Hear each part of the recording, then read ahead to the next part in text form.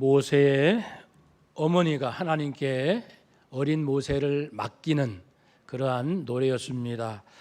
우리를 위하여 평생 고생하시고 눈물로 기도하신 우리 부모님들 다시 한번 생각하게 되었습니다.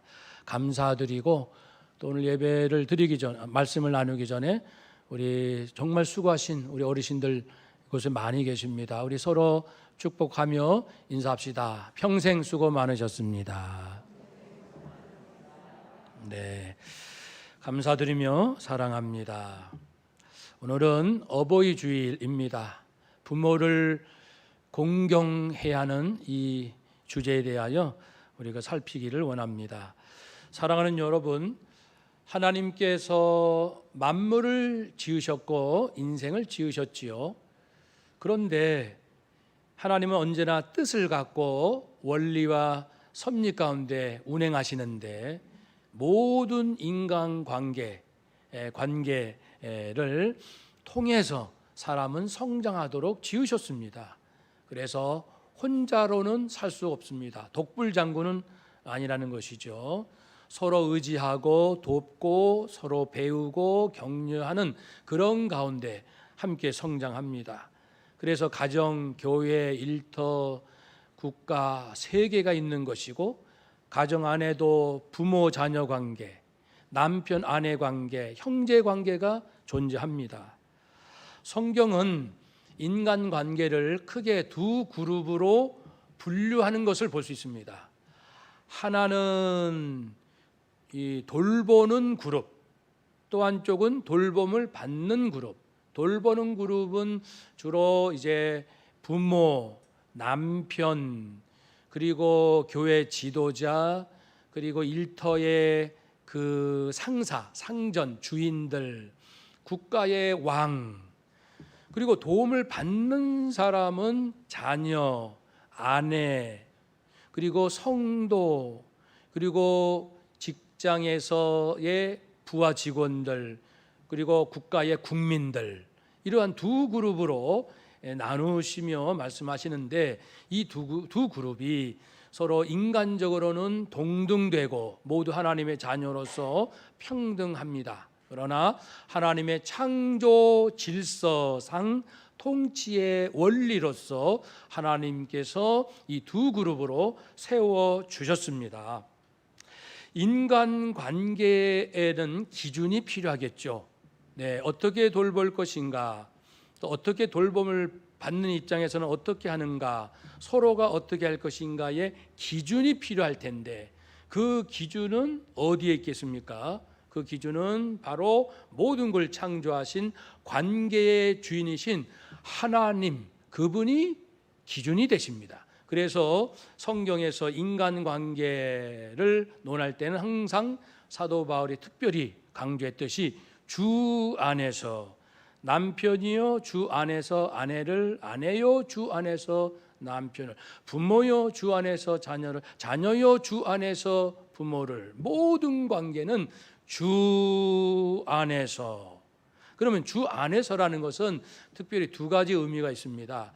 돌보는 쪽에서는 예수님께서 교회를 사랑하고 돌보고 희생하시듯 그렇게 하라는 것이죠. 사랑하라. 돌봄을 받는 쪽에서는 나를 돌봐주는 사람에게 교회가 주님께 하듯 순종하세요. 이것이 가장 큰 두 기둥이 되겠습니다. 예수님께서도 하나님 아버지를 자신을 이 땅에 보내셨고 자신을 돌봐주신 아버지께 순종하였습니다. 아버지를 순종하니 죽기까지 십자가에 죽으셨고 육신의 부모를 사랑하기에 또 부모님께 순종하여서 누가복음 2장 51절 말씀처럼 예수님은 부모님에게 순종하였다라고 했습니다. 예수님은 또한 죄인들을 사랑하기에 죄인들의 가장 그 소중한 부분, 그 죄 문제를 해결하기 위하여 스스로 종이 되어 죽는 그러한 사랑으로 종이 되셨습니다. 사람의 종, 섬김의 종자리에 내려가셨습니다. 이처럼 우리 예수님은 순종도 하시고 사랑도 하셨습니다. 그러니 이 사랑과 순종은 함께 있는 거예요. 사랑 없는 순종 불가능합니다. 사랑 없이 하는 순종을 굴종이라고 합니다. 비굴한 복종, 굴종. 그러나 성경에서 말씀하는 순종은 사랑하는 마음으로 순종하는 것이고, 또 사랑하는 자는 반드시 순종하게 돼 있고, 순종하는 자 역시 사랑하는 마음으로 하라는 것입니다. 그러므로 우리는 이 돌보는 쪽과 돌봄을 받는 쪽이 입장에 따라 달라질 수 있어요. 젊어서는 부모님이 나를 돌봐주시지만 세월이 흐르면 자녀가 노부모를 돌보는 입장으로 바뀌기도 합니다. 그래서 우리는 어떤 관계에서든지 돌보는 관계, 돌봄을 받는 관계로 수시로 변하기도 하지만 어느 한쪽에 있게 됩니다. 순간 입장에서라도. 그래서 이 두 가지 사랑과 순종을 늘 행하며 살게 됩니다. 하나님께서는 이토록 관계에서 중요한 두 가지 사랑과 순종을 훈련시키는 어떤 방법을 사용하셨을까요? 그것은 바로 부모와 자녀 관계, 가정에서부터 훈련하도록 하셨습니다. 부모가 자녀를 사랑하는 그 사랑을 통해서 사랑이 훈련되고, 이제 반대로 자녀는 부모에게 순종하는 법을 배워 순종을 배웁니다. 그러니까 모든 관계의 출발은 부모와 자녀 관계, 즉 가정에서 출발합니다. 오늘 본문도 이렇게 말씀하지요. 어버이 주인이니까 자녀들 부모님에게 순종하십시오. 3절에는 부모에게 공경하세요. 레위기 19장 3절 말씀으로는 부모를 경외하시오. 그래서 부모에게 순종하세요. 부모를 공경하세요. 부모를 경외하세요. 이 경외, 하나님께 사용하는 단어를 쓰실 만큼 부모 공경은요, 모든 인간 위에 으뜸되는 관계고, 부모 공경은 인간이 행할 수 있는, 사람이 사람에게 행할 수 있는 가장 거룩하고 가장 위대하고 가장 성스럽고 온 마음과 목숨을 다하여 할 그것이 바로 자녀가 부모를 공경하는 바로 그 수준입니다. 그래서 유대인 교육 지침서에서는 부모 공경을 이렇게 풀이합니다. 부모 공경이란 부모님의 뜻을 거스리거나 부모님의 자리에 앉는 것이 아니요, 또한 부모님의 말씀에 반박하거나 부모님의 허물을 들춰내는 것이 아니고, 살아 계실 때는 물론이고 돌아가셨을 때에도 부모님의 존함을 함부로 부르지 아니하고, 제 부친께서, 제 모친께서 또는 그 어르신께서, 우리나라 말로 하면 3인칭으로 당신께서 생전에 이렇게 부를 것이며, 또한 물질적으로도 성심껏 보필하여 드리는 것이다. 이것이 부모 공경입니다. 순종은 부모님께서 하신 말씀에 응하는 것이라면, 공경은 더 큰 의미로 부모님을 경이롭게 높이는 거예요. 공경이라는 것은 부모님을 경이롭게 높여드리는 그 뜻을 품고 있습니다. 그런데요, 오늘 말씀의 이제 핵심 주제는 지금부터입니다. 뭐냐면은, 이렇게 부모 공경이 중요한 줄 아는데 왜 뜻밖에도 사람들은 부모 공경이 그렇게 힘들까? 왜 이렇게 어려운가? 바로 그 부분입니다. 그것은 부모님은 하나님처럼 완벽하지 않기 때문입니다. 우리 육신의 부모님은 역시 인간이시기 때문에 많은 부족함이 있고 흠이 있습니다. 완벽하지 않아요. 도덕적으로도 지혜와 능력 면에서도 많은 허물이 있습니다. 그러다 보니까 자녀들 입장에서는 부모의 부족한 모습을 보고 기억하면 그다지 공경하는 마음이 잘 나오지 않습니다. 부모는 언제나 마음이 그래요. 아무리 잘해줘도 부모 마음에는 미안하다, 내가 많이 부족했다라는 그런 마음을 갖고 이제 전교인 카톡방에 오후에 올려드릴 텐데요. 그 아버지 학교에서 아버지들의 고백을 3분짜리 영상이 있습니다. 그 농촌에 계시고 이 지방에 계신 그 연로하신 아버지들에게 인터뷰한 내용이 담겨 있는데 그 내용 보면 한결같이 아버지들은 이제 아들을 놓고 이제 인터뷰, 아들아 미안해, 내가 너에게 지나치게 엄격했구나, 용서해라, 미안해. 또 어떤 아빠는 아들아 미안하다, 내가 너를 많이 공부시키지 못했어, 미안하다. 그러면서 이제 눈물을 흘리시는 아버지의 모습을 발견하게 됩니다. 다시 질문에 마주하여 생각해 봅시다. 우리는 불완전한 부모를 정말 인간 세상에서는 가장 큰 사랑과 열정과 헌신으로 부모를 공경해야 되는데 그렇게 되지 못하는 이 부분, 이 아픔, 어떻게 하면 허물투성인 우리 부모를 공경할 수 있을까 하는 문제를 다루고자 합니다. 성경에도 세 아들의 아버지였던 노아, 참 허물이 있었습니다. 큰 실수했습니다.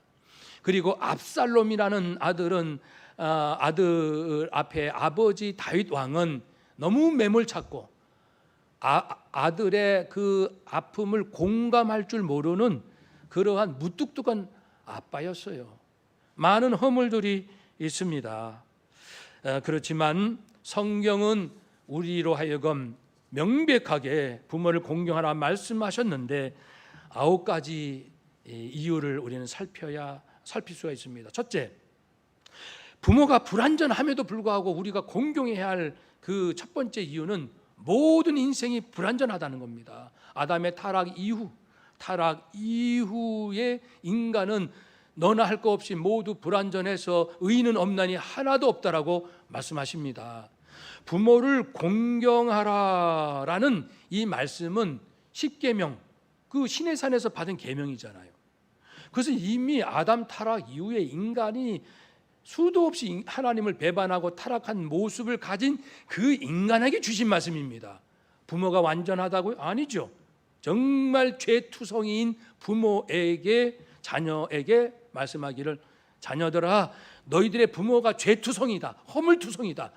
그러나 너는 자녀이기 때문에 부모를 공경하라 라고 말씀한 것을 기억해야 합니다.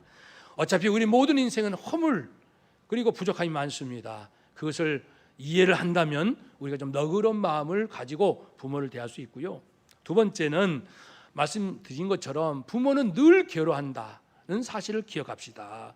겉으로는 웃고 겉으로는 괜찮은 것 같지만 언제나 부모는 혼자 있을 때 자식을 떠올리잖아요. 떠올리면 미안해가 먼저 나옵니다. 기도를 해도 하나님 용서해 주세요, 제가 자식한테 너무 잘못한 게 많습니다. 늘 눈물로 회개하는 분이 부모님이십니다. 내 부모님 마음 깊은 곳에 그 회개의 눈물을 흘리고 있다는 이 사실을 우리가 좀 헤아릴 줄 안다면 부모님 부족해도 내가 공경할 수 있을 것입니다. 세 번째는 하나님께서는 우리 가정을 결코 포기하지 않으시다는 것입니다. 비록 창조 질서가 깨진 타락한 이후에 가정에도 수많은 갈등과 위기와 서로 분열과 분노가 있지만 그러나 하나님은 자기 백성의 가정을 결코 포기하지 않습니다. 왜냐하면 사랑하시니까 끝까지 붙들기를 원하십니다. 그래서 부모 자녀 관계 또 남편 아내 관계가 비록 불완전하지만 하나님께서는 부모가 자녀에게 주님의 사랑으로 사랑하는 일을 통하여 자녀가 교회가 주님을 섬기듯 하는 그 순종을 통하여 그런 끊임없는 훈련을 통해서 가정이 회복하도록 계획을 갖고 계십니다. 계획을 갖고 계셔요. 그러니까 부모가 좀 허물이 있고 자식이 허물이 있고 남편과 아내가 허물이 있어도 우리는 자기 위치에서 자기가 할 일을 함으로써 하나님께서 우리 가정을 회복시켜 가시는 줄로 믿습니다. 각자가 자기 일을 하는 일을 통해서 가정이 회복되는, 당신이 먼저 잘해봐, 여보 당신이 먼저 잘해봐. 아들아, 네가 잘해야지. 언제 엄마가 뭘 잘못했니? 너만 잘하면 우리 가정 잘 된다가 아닙니다. 각자가 자기 위치에서 너무너무 미안하고 죄송스러운 마음을 가지고 자기 할 일을 함으로써 하나님께서 우리 가정을 지켜 나가실 줄로 믿습니다. 네 번째, 하나님의 말씀대로 부모에게 순종하는 것을 1절에서는 이것이 옳으니라, 그러니까 의롭다 하는 그 의에 해당되는 말씀입니다. 이거는 사람이 무너뜨릴 수 없는 하나님의 질서라는 겁니다. 아무리 부모가 악해도, 아무리 내 부모를 세상 모든 사람이 손가락질하고 살인마라고 할지라도 자식은 자기 부모를 끝까지 공경해야 한다. 이것이 옳다. 이것이 질서다. 자녀는 마땅히 해야 한다. 하나님이 정하신 이치다 라고 말씀을 하십니다. 골로새 3장 20절 말씀에 자녀가 주님 안에서 부모에게 순종하는 것, 그것은 하나님을 기쁘시게 하는 일이다. 하나님께 영광 돌리는 일이다. 그렇습니다. 나에게 늘 잘해주신 부모에게 잘하는 것은 어쩌면 쉬운 거예요. 근데 나에게 상처 주신 아빠, 가정을 책임지지 않고 허랑방탕하고 술 취하고 도박하고 가정을 무너뜨렸던 아빠, 그 아빠를 용서한다는 건 쉽지 않습니다. 그런 남편을 용서한다는 건 정말 쉽지 않아요. 그렇지만 그런 남편, 그런 아빠, 혹 잘못하고 있는 아내와 자녀를 그래도 내가 용서하고 끝까지 사랑하고 순종의 길을 가는 것, 그런 걸 통해서 이 가정 안에 하나님이 계시는구나, 사람의 힘으로는 이룰 수 없지, 하나님의 영광이 드러난다는 겁니다. 그래서 믿는 성도들은 끝까지 가정을 지키는 그 일을 통하여 하나님의 영광이 드러날 줄로 믿고 하나님께서 기뻐하실 줄로 믿습니다. 다섯 번째, 모든 하나님의 말씀은요, 좋은 줄은 알잖아요. 좋은 줄은 다 압니다. 자, 서로 용서합시다, 양보합시다, 사랑합시다, 순종합시다, 헌신합시다. 그 좋은 줄 몰라요? 다 알죠. 그런데 가정마다 왜 이렇게 어렵습니까? 이유는 먼저 하는 사람이 나타나야 합니다. 내가 먼저 용서하리라, 내가 먼저 양보하겠습니다. 먼저 하는 사람이 있어야 집안 분위기가 화평해집니다. 로마서 12장 10절 말씀에 형제를 사랑하세요. 다 알지요. 서로 우애 있게 지내세요. 남매지간에 싸우지 마세요.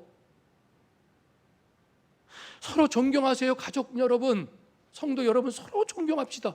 다 압니다. 그런데 한 말씀을 덧붙이는데 위대한 말씀, 서로 하되 먼저 하라. 누군가는 먼저 하라. 용서할 수 없는 사람은 누군가는 먼저 용서를 해야 그 다음부터 용서의 물결이, 누군가는 양보해야 양보의 물결이, 누군가는 눈물을 흘려야 헌신해야 헌신의 물결이 가정에 차고 넘치는 겁니다. 샘물처럼. 그래서 이 먼저 하는 자는 깨달은 자가 합니다. 아무나 하는 게 아니에요. 그래서 부모보다 자녀가 영적으로 먼저 깨어나면 자녀가 그 가정을 위해서 먼저 믿음의 길로 갑니다. 아내가 깨달았으면 아내가 먼저 남편보다 이 믿음의 길로 갑니다. 먼저 깨달은 자가 먼저 하나님 말씀으로 가게 됩니다.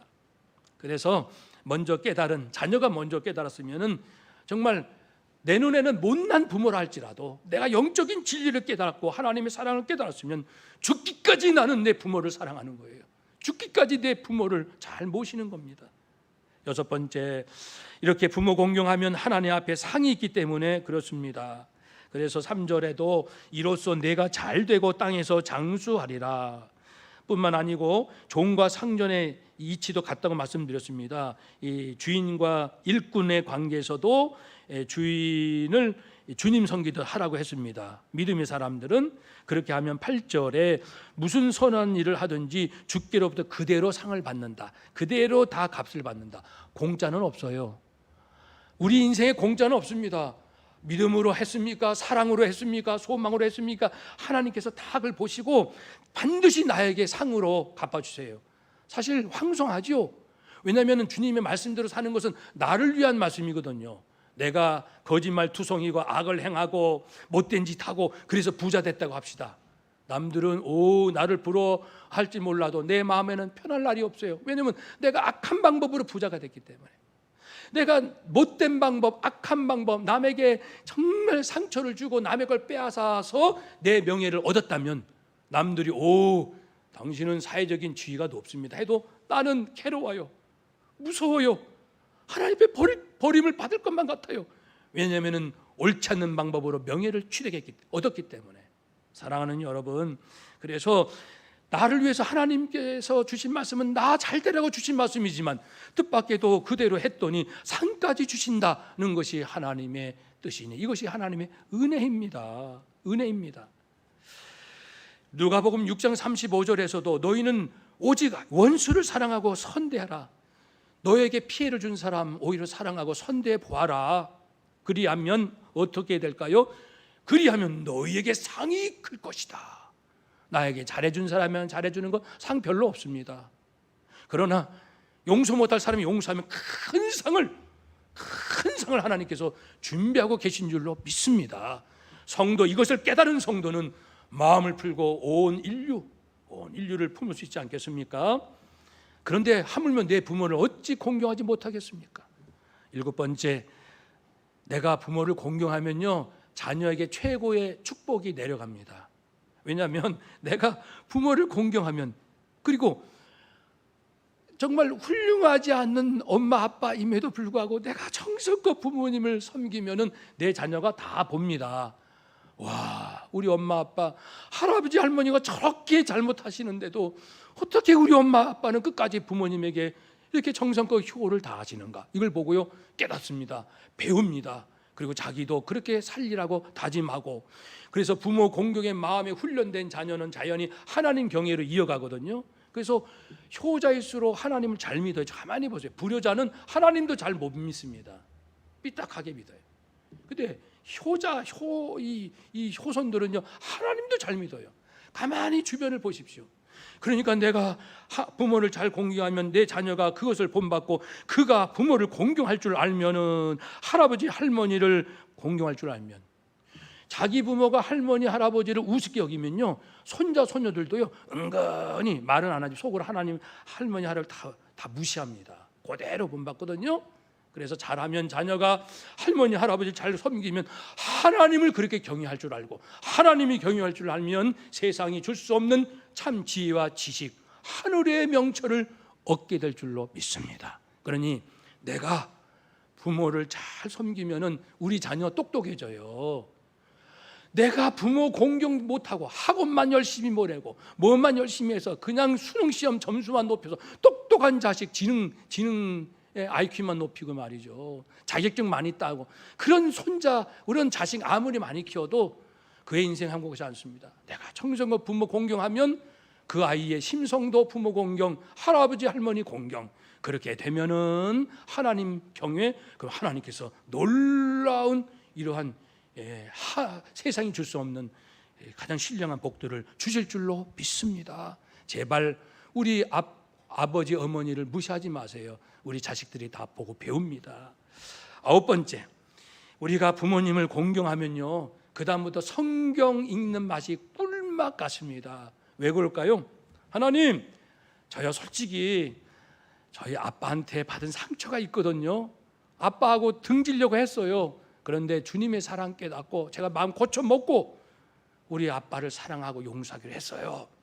우리 아빠를요 더 사랑하기로 했어요. 더. 하나님 보셨지요?